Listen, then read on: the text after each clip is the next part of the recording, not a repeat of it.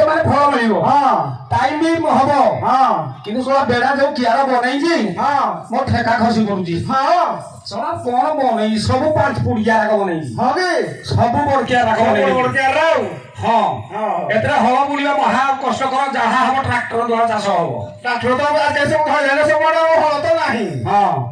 ତଥାପି ଆମର ହଳ ଅଛି ଠାକୁରଙ୍କର ହଳ କଥା